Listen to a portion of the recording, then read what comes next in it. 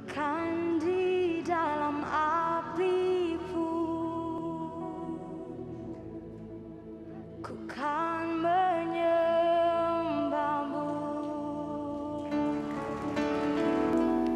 Jujur kadang kami tak sanggup menghadapi semua beban, menantikan jawaban namun menolak untuk menyerah.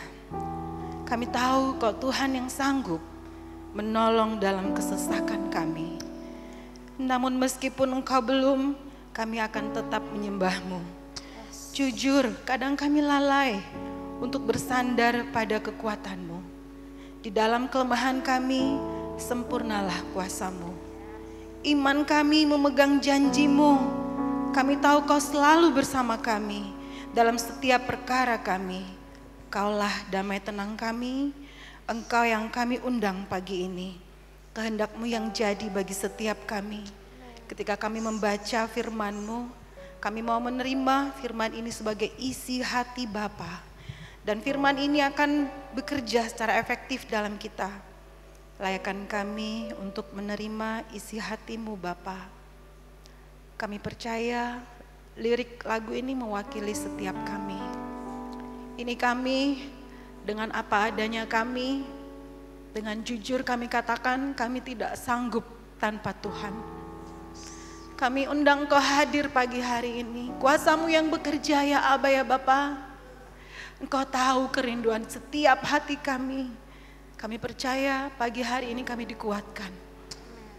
Kami menerima hikmat daripada Engkau. Terima kasih Bapa.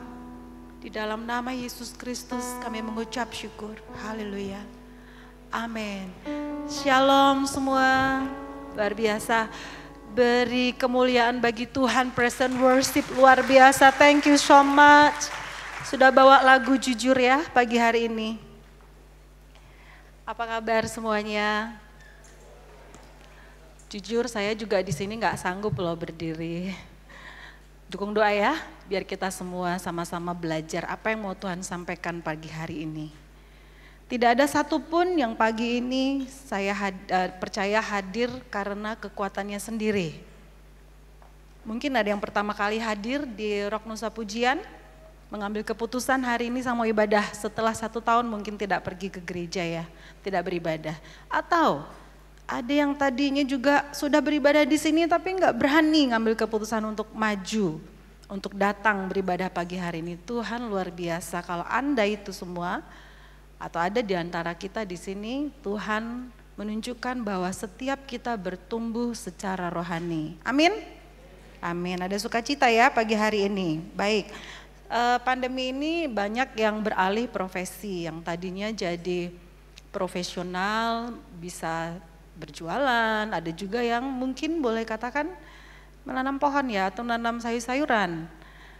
Kalau kita bergerak di bidang itu, kita setiap hari menanti-nantikan kapan ya tumbuh daunnya, kapan ya berbuah. Setiap hari dilihat sama dengan Tuhan.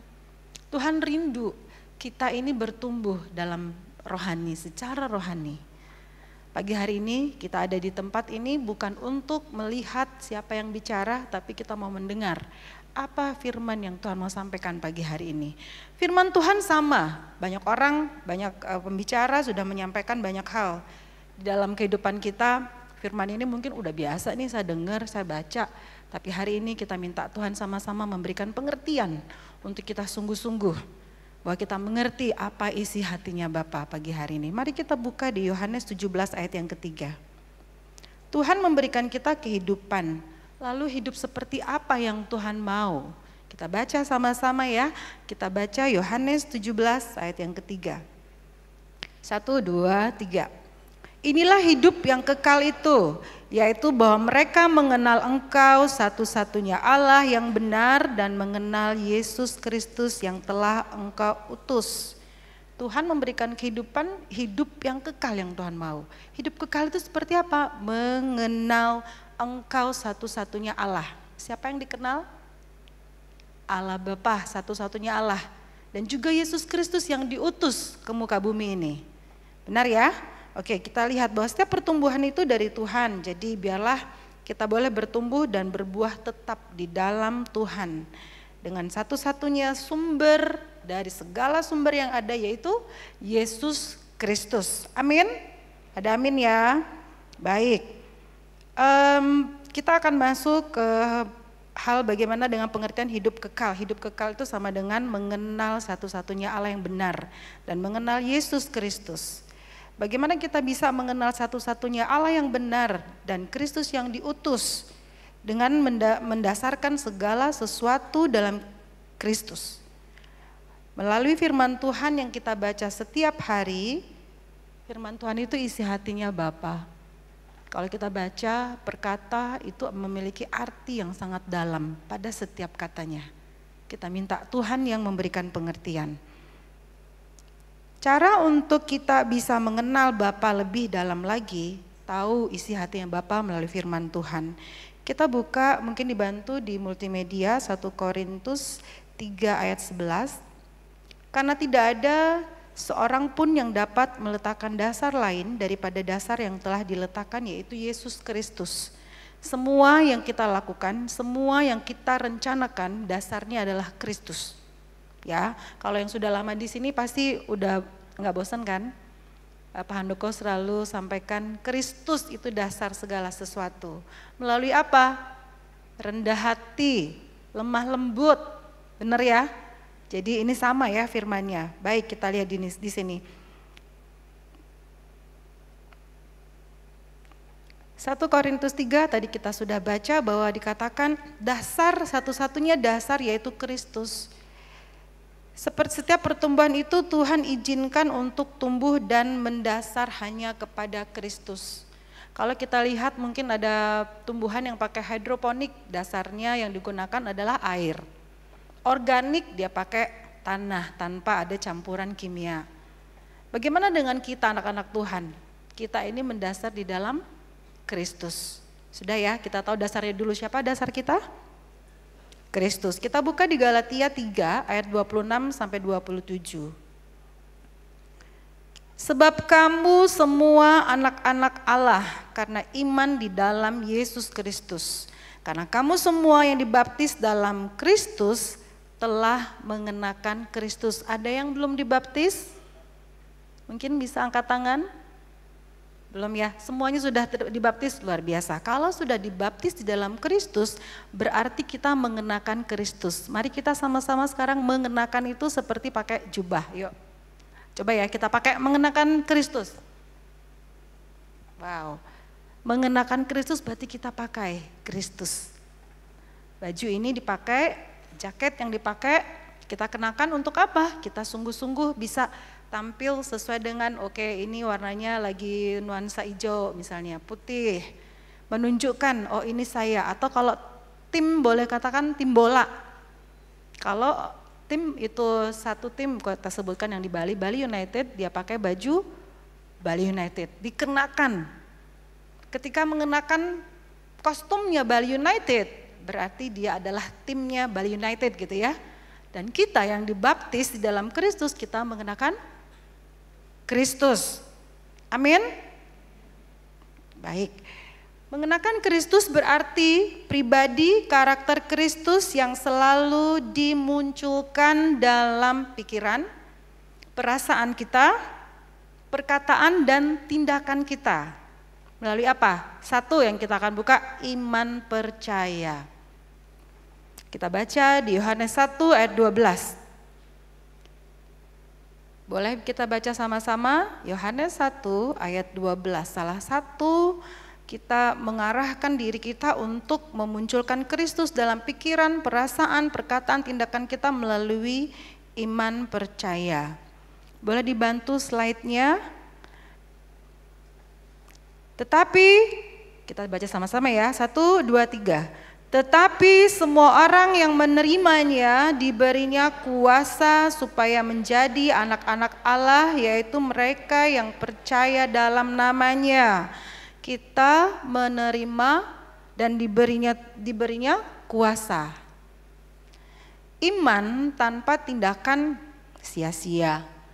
Iman dengan tindakan sama dengan kita menggerakkan kuasanya Tuhan untuk terjadi. Saya bersaksi, sewaktu menikah pertama kali kita mempunyai anak gitu ya, anak pertama saya, calon anak saya ini gugur. Lalu suami saya dapat informasi dari berapa sumber, nggak tahu sumbernya dapat dipercaya apa enggak. Dia bilang kalau istri sudah dikuret atau sudah keguguran dan dikuret itu tuh lama loh punya anak atau bahkan mungkin tidak bisa punya anak. Kami hanya mengimani kelahiran, kematian itu datangnya dari Tuhan. Itu tidak terbukti karena iman kami kita katakan Tuhan yang memberikan kelahiran dan kematian. 1 bulan kemudian setelah dikuret saya hamil. Lahirlah anak saya pertama, Shani ya. Kesaksian yang kedua, ini bicara tentang iman. Saya yang akan bagikan adalah pengalaman saya dong ya, bukan pengalaman orang lain. Agar bisa menguatkan karena itu sungguh terjadi dalam kehidupan saya. Buat ibu-ibu, buat yang mungkin wanita-wanita yang akan menikah, ya ini salah satu bekal dari pengalaman saya. Semoga bisa jadi bekal. Anak saya yang kedua lahir, seorang ibu cek dimanapun kalau lahir anaknya baru buka mata nih ibunya sadar dari infus, bius ya kok infus, bius yang diberikan gitu baru buka mata pasti ada bayinya lahir kalau sehat ditaruh di sebelahnya ya enggak. Kalau anaknya nggak sehat loh bayinya kok nggak ada. Saya tanya suami saya bayinya di mana? Dia udah dipesenin sama dokter jangan bilang sama istri bapak takutnya istri bapak stres katanya. Karena anaknya baru lahir udah pakai oksigen, pakai infus. Kalau bayi nggak ada infus di tangan, tapi infusnya di kepala. Wow, itu satu challenge buat kita ketika kita mengatakan saya dibaptis di dalam Kristus, berarti saya mengenakan Kristus. Mengenakan Kristus sama dengan artinya kita beriman hanya kepada Kristus. Oke, saat itu saya katakan, kita nanti setelah saya bisa jalan saya mau lihat bayinya seperti apa.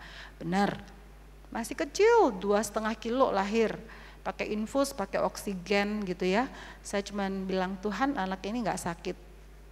Satu hal yang boleh kita katakan bahwa iman itu tidak hanya diucapkan, anak saya nggak sakit, tapi perlu tindakan. Kalau anakmu nggak sakit ya bawa keluar dong dari rumah sakit. Tindakan ini perlu proses, nggak langsung begitu saya lihat, saya dengar, oh iman saya katakan anak ini nggak sakit, langsung saya bawa pulang. Enggak, berproses. 3 hari saya berproses di rumah sakit di mana saya melahirkan. Lalu kami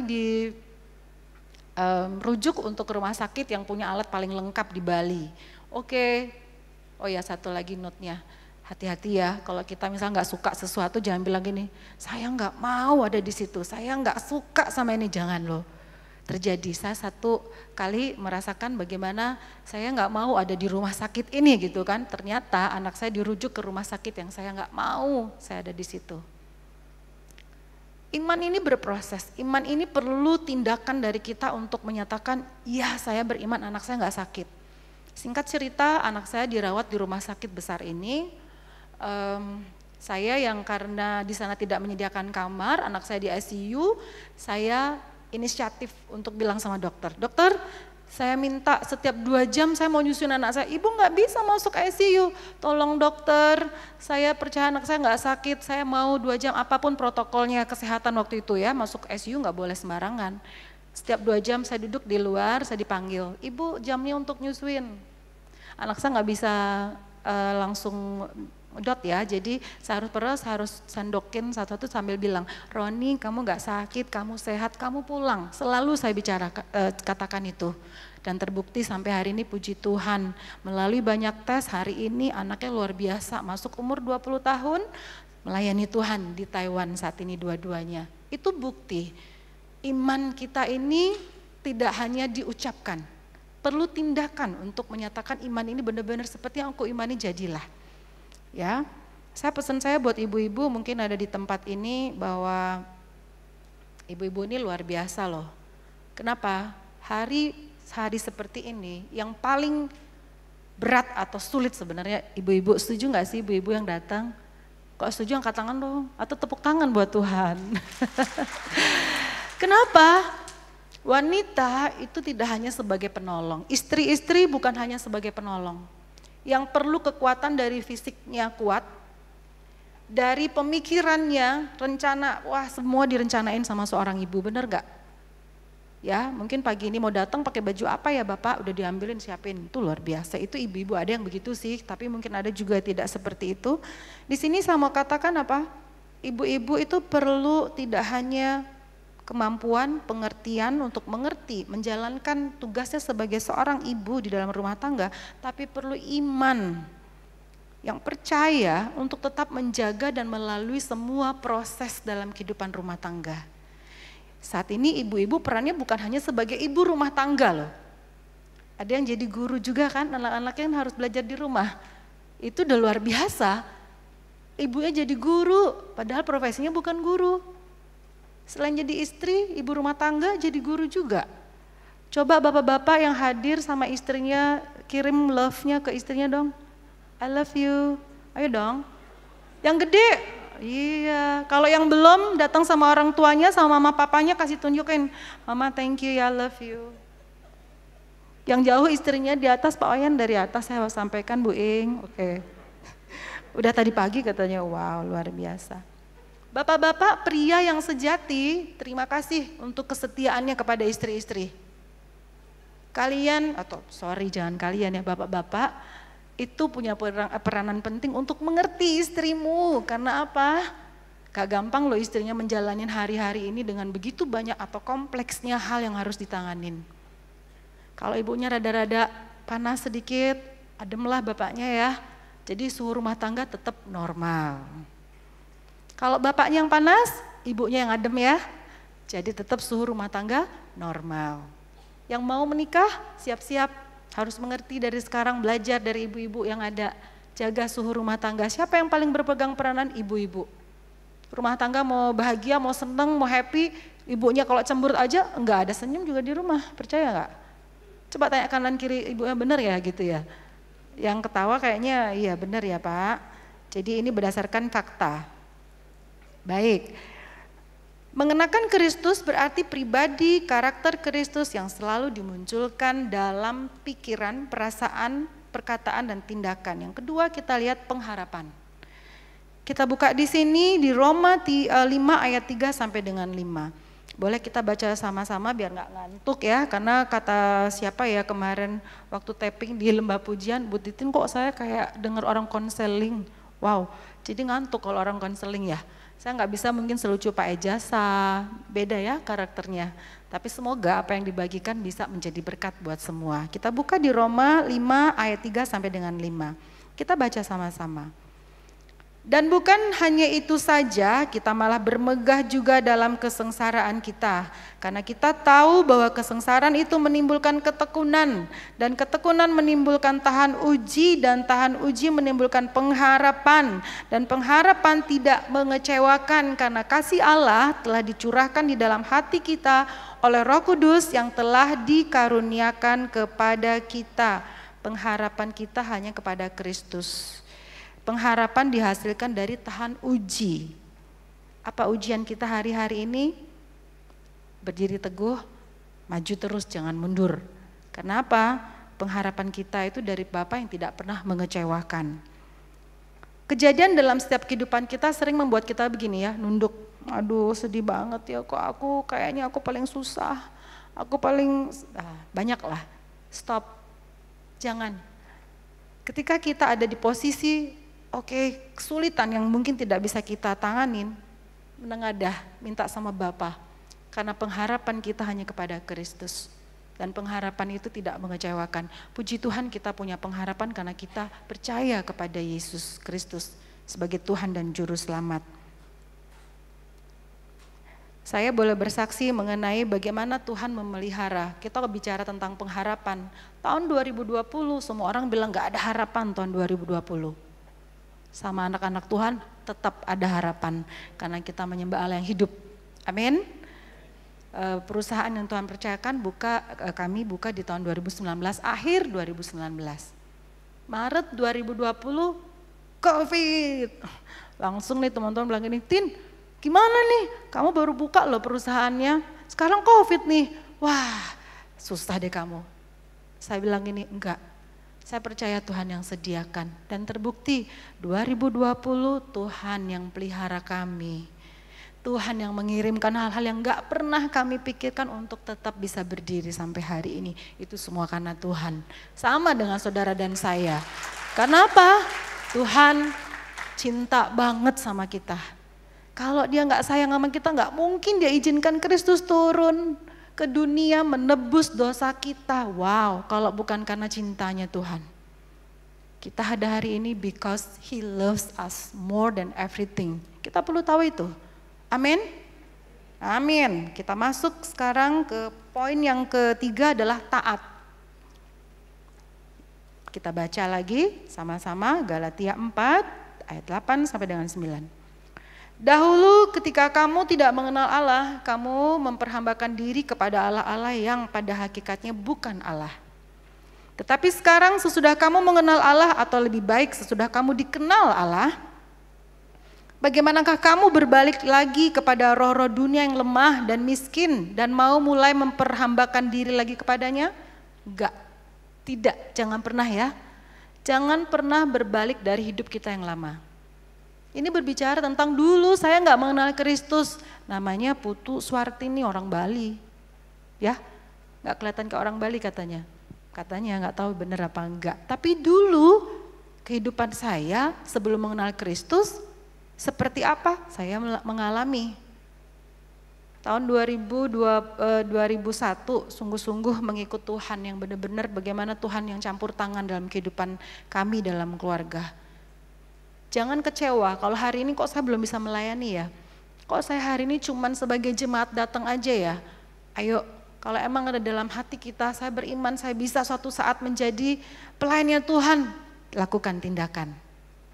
Oke? Iman perlu tindakan karena kita semua diberi kuasa. Kenapa saya bilang tadi jangan berbalik ke jalan yang lama atau yang dulu. Karena kita bukan lagi hamba dunia, melainkan kita ini putra kerajaan. Jadi jangan berpaling dari Tuhan. Ketaatan kita kepada Sang Pencipta itu harusnya lebih dari yang lain. Lebih dengar-dengaran apa kata Tuhan dibandingkan apa kata teman, apa kata dunia. Ya. Oke. Saya kantor kami bergerak di bidang properti. Saya perhatiin orang kalau cari properti gitu ya, harus begini, harus hadapnya harus selatan, nggak boleh tusuk sate, terus datanya harus lengkap, cek semua data detail begitu. Saya cuma diingatkan kita, apakah sudah seperti itu ngikut Tuhan? Detail, jangan sampai Tuhan kecewa. Ayo lakukan apa? Jaga hatimu. Apakah sudah seperti itu setiap hari? Saya perhatikan begitu banyak orang. Cari properti aja begitu, cari Tuhan harus lebih dari itu. Amin. Nah ini saya boleh saksikan dari pengalaman saya ya. Bagaimana dengan kita, apakah kita sudah sangat juga mendetailkan bagaimana kita mencari Tuhan, mengikut Tuhan hari-hari ini. Dibutuhkan ketaatan dalam mengikut Tuhan. Karena ketaatan akan membawa kita kepada pengenalan akan satu-satunya Allah yang benar. Tadi hidup kekal itu adalah pengenalan bahwa kita mengenal Tuhan sebagai satu-satunya Allah. Ada satu anak muda yang baru bertobat menyerahkan dirinya 1 tahun yang lalu mungkin ya. Saya tuh suka kasih kekuatan dan bicara begini. Anak muda, kamu jangan balik loh ke jalan yang lama. Jawabannya keren banget. Bu, gak mungkin lah, sudah mentok bu. Jadi sama maju terus, luar biasa. Itu yang Tuhan mau. Taat, kenapa? Aku sudah mengerti, aku bukan lagi hamba dunia. Saya mau ikut jalan-jalannya Tuhan. Seperti firman tadi katakan di Galatia 4 ayat 8 sampai dengan 9. Buat apa kita berbalik di jalan yang lama? Karena kita sudah tahu satu-satunya penyelamat, juru selamat adalah Yesus Kristus. Mengenakan Kristus berarti pribadi karakter Kristus yang selalu dimunculkan dalam pikiran, perasaan, perkataan, dan tindakan. Yang keempat, dengan tidak memegahkan diri. Kita baca di Efesus 2 ayat 8 sampai 10. Kita baca sama-sama, bisa ya, kelihatan ya. Sebab karena kasih karunia kamu diselamatkan oleh iman. Itu bukan hasil usahamu, tetapi pemberian Allah. Itu bukan hasil pekerjaanmu, jangan ada orang yang memegahkan diri. Karena kita ini buatan Allah, diciptakan dalam Kristus Yesus untuk melakukan pekerjaan yang baik, yang dipersiapkan Allah sebelumnya. Ia mau supaya kita hidup di dalamnya. Apa yang kita bisa megahkan dari kita? Semua karena kasih karunia. Satu, bukan hasil pekerjaan kita, karena kasih karunia. Lalu apa? Apakah semua pemberian dari Tuhan itu kekayaan, kedudukan, posisi, penghargaan? Kita menerimanya semua itu dari Tuhan loh, dan sifatnya sementara. Jadi tidak perlu dimegah, tidak perlu bermegah dengan apa yang kita punya saat ini. Mungkin dengan kedudukan, dengan kekayaan yang wow sampai 7 keturunan gak akan habis, tidak bisa dibanggakan. Semua karena kasih karunia, dan semua atas pekerjaan dan Tuhan yang berikan buat kita. Apa alasan kita untuk tidak hidup di dalam Kristus? Gak ada juga alasannya. Kenapa? Kita ini buatannya Allah. Diciptakan dalam Kristus Yesus, ya gak bisa. Kalau kita bilang untuk hidup tidak dalam Kristus, gak bisa. Kita diciptakan oleh Allah. Dan kita hidup di dalam Kristus Yesus. Kesaksian lagi, wow. Semua ya, lebih enak tuh kesaksian kali ya, karena isi firman kan sama. Mungkin bilang, itu sama, saya sudah baca, itu ayat tadi pagi. Tapi kesaksiannya pasti beda. Tuhan pasti kasih kesaksian di setiap kehidupan kita berbeda satu dengan yang lain. Awal kami buka kantor gitu ya, ini Tuhan luar biasa bekerja. Kantornya udah ready, nyari office girl aja gak bisa loh. Nyari untuk yang bersih-bersih cleaning service tuh gak ketemu-ketemu. Saya sampai gini, kok bisa ya? Ada yang datang janji, Bu, oke datang jam sekian untuk interview, datang. Terus dia bilang jauh, oke. Yang next lagi datang, nanti janji jam sekian, gak datang. Saya duduk, saya bilang, Tuhan tolong kirimkan orang yang benar-benar perlu pekerjaan ini. Kalau dia gak perlu pekerjaan ini, jangan Tuhan. Ya, saya berdoanya begitu kan. Tuhan izinkan 1 bulan saya bersihin kantor, nyapu, ngepel, bersihin kaca untuk siapkan kantor jam 8 harus sudah ready. Wow, 1 bulan saya enjoy untuk menikmati apa? Ini, doamu adalah dikirimkan orang yang butuh pekerjaan ini. 1 bulan, tepat 1 bulan. Dikirimkan 1 orang untuk bergabung dengan saya dan dia bilang begini, saya baru tahu dia kesaksiannya begini, Bu terima kasih ya. Saya sungguh mengucap syukur loh bisa ketemu sama ibu. Saya bilang terima kasih sama Tuhan karena aku minta kamu juga dari Tuhan. Sampai hari ini dia bergabung masuk tahun kedua, itu luar biasa. Apapun posisimu jangan sampai berpikir tadi, saya nggak bisa dong nyapu, ngepel nggak boleh dong. Kalau mau pakai kekuatan bisa aja bayar orang bisa, tapi saya mau tunduk. Tuhan mau katakan apa? Harus belajar. Untuk apa? Sampai imanmu, doamu itu benar-benar diwujudkan karena kamu yang minta. Dan puji Tuhan diberikan orang yang terbaik. Oke, yang berikutnya, yang kelima adalah tidak menghakimi. Untuk kita benar-benar bisa menunjukkan karakter Kristus, pikiran, perasaan, tindakan, perkataan kita. Yang kelima di sini saya bagikan tidak menghakimi. Kita baca 1 Korintus 4 ayat 4 sampai dengan 5. Sebab memang aku tidak sadar akan sesuatu, tetapi bukan karena itulah aku dibenarkan. Dia yang menghakimi aku ialah Tuhan. Karena itu janganlah menghakimi sebelum waktunya, yaitu sebelum Tuhan datang. Ia akan menerangi, ini Kristus, ia akan menerangi juga apa yang tersembunyi dalam kegelapan dan ia akan memperlihatkan apa yang direncanakan di dalam hati. Maka tiap-tiap orang akan menerima pujian dari Allah. Satu-satunya hakim yang agung adalah Kristus. Tidak ada satupun dari kita berhak untuk menjadi hakim atas siapapun. Kecuali memang dia pekerjaannya jadi Pak Hakim ya. Ini beda ya. Jadi kita bicara tentang menghakimi secara rohani ya. Secara sehari-hari kita. Tuhan akan menyingkapkan segalanya. Artinya begini, Tuhan kebenaran itu akan tetap kebenaran, akan terbukti. Jadi nggak perlu kita, ayo kita bongkar nih dia si ini begini begitu, nggak perlu. Tuhan bilang apa? Ada waktunya.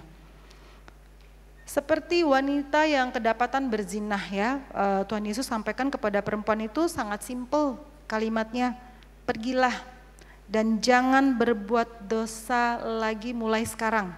Kapan berarti? Mulai hari ini, berhenti menghakimi. Mulai hari ini berhenti buat dosa. Mulai hari ini berhenti nggak percaya. Mulai hari ini berhenti untuk tidak takut lagi. Berhenti dari ketakutan ya, untuk tidak takut. Itu yang Tuhan mau. Kapan? Hari ini.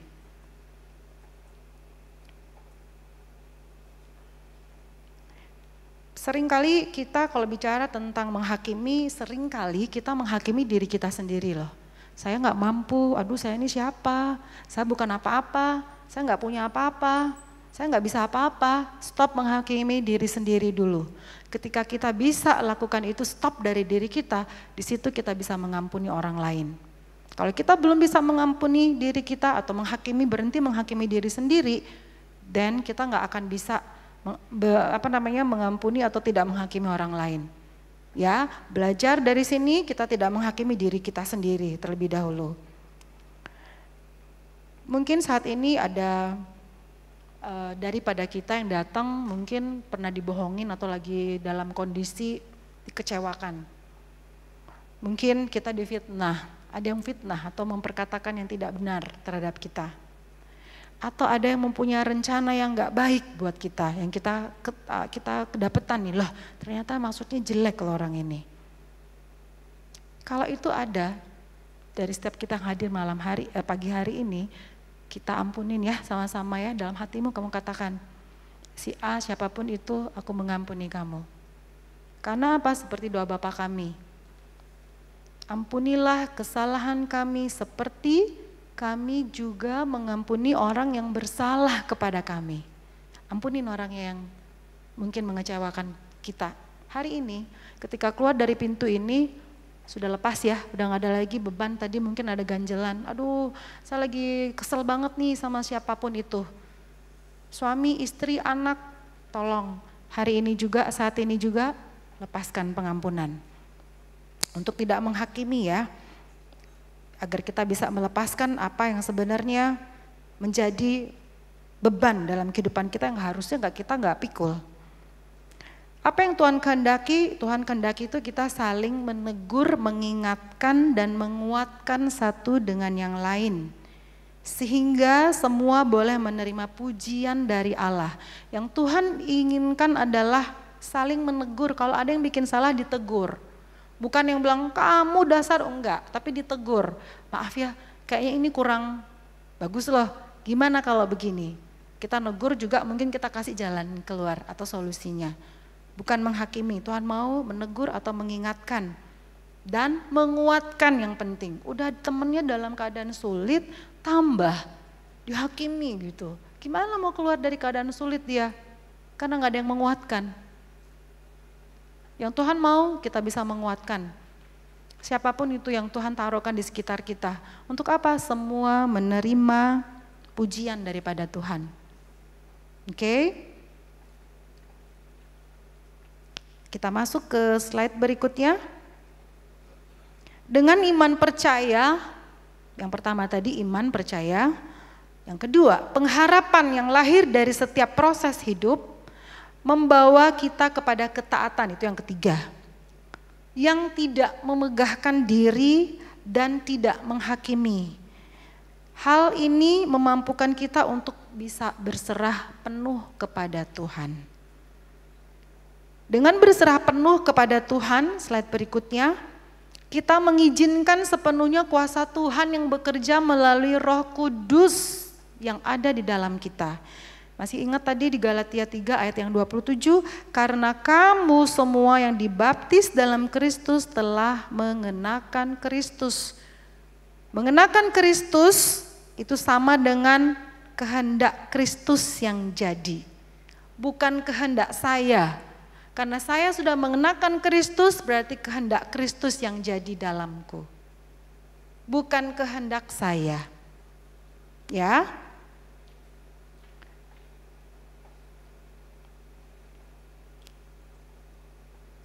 Karena kita putra-putra Allah itu kalau misalnya kita sadar nih kita putra-putra Allah itu dipilih. Kita dipilih, dibenarkan, diperlengkapi. Bagaimana cara Tuhan memperlengkapi? Tuhan memperlengkapi kita melalui setiap kehidupan kita. Persoalan, ujian, kehidupan kita itu bukan tidak memiliki arti atau tidak memberikan kita satu hakikat atau hal yang bisa kita jadikan batu untuk kita menginjak ke level yang lebih tinggi. Justru dalam setiap kehidupan kita, persoalan kehidupan kita itu membuat kita menjadi lebih kuat di dalam Kristus. Lebih bersungguh-sungguh di dalam Kristus. Saya saksikan anak saya 2 ada di Taiwan.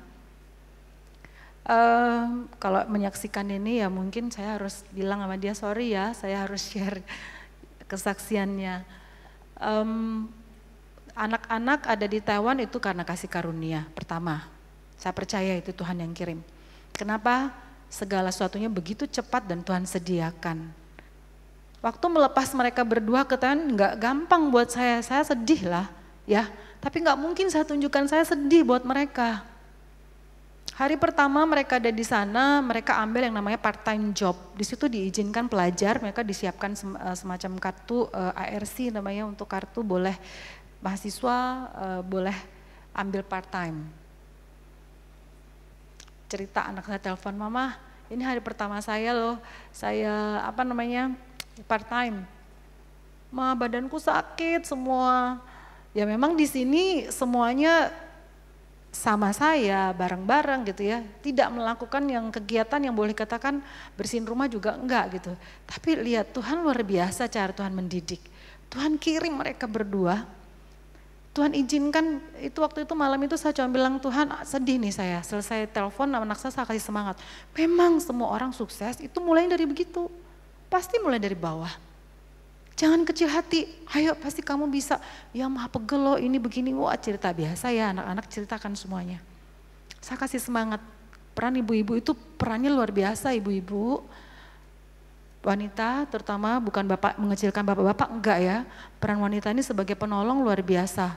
Jangan juga nanti salahkan ketika begitu banyak ujian yang harus diterima oleh setiap wanita. Kenapa? Iblis gak suka keluarga itu berhasil, keluarga itu bersatu, iblis gak suka. Bagaimana cara menyerangnya? Yang pertama yang bisa dilumpuhkan, kalau sampai tiang doanya rubuh, suami, anak-anaknya pun akan jatuh. Ingat ya, wanita-wanita Allah luar biasa di tempat ini, kalian diciptakan untuk tidak hanya sebagai penolong, kalian juga sebagai tiang doa. Jangan pernah berharap kepada manusia.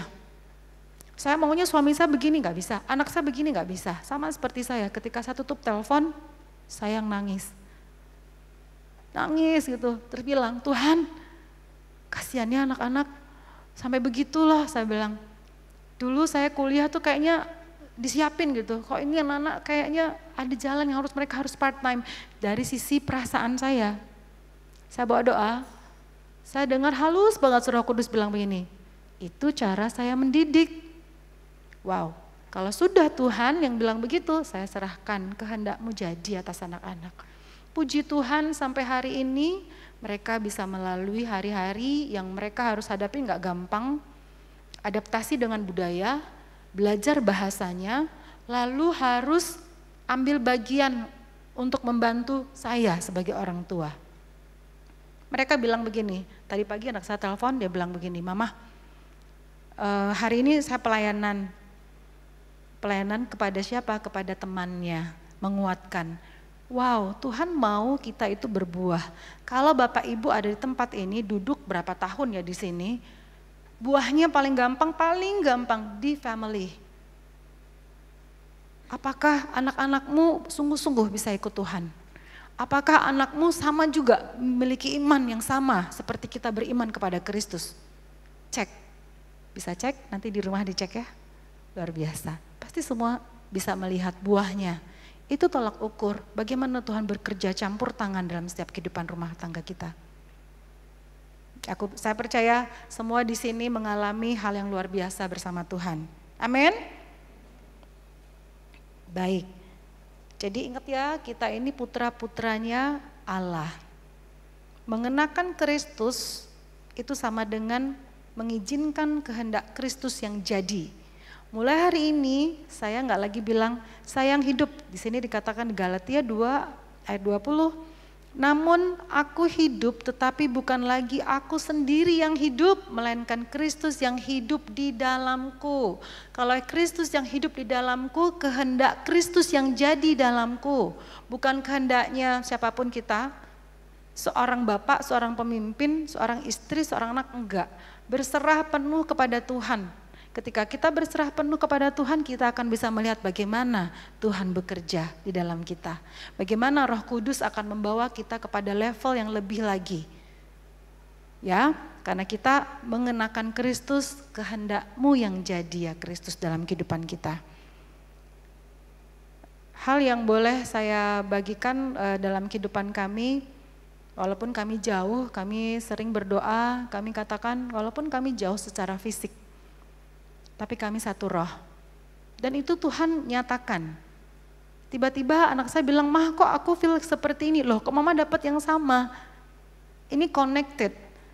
Istilahnya walaupun jauh, Tuhan tidak melihat jarakmu. Tuhan gak melihat apa yang kamu bawa ketika kamu ketemu sama Tuhan. Enggak. Tuhan cuma mau apa? Hatimu. Apakah sungguh-sungguh sama Tuhan? Apakah sungguh-sungguh mengizinkan kehendak Tuhan yang jadi?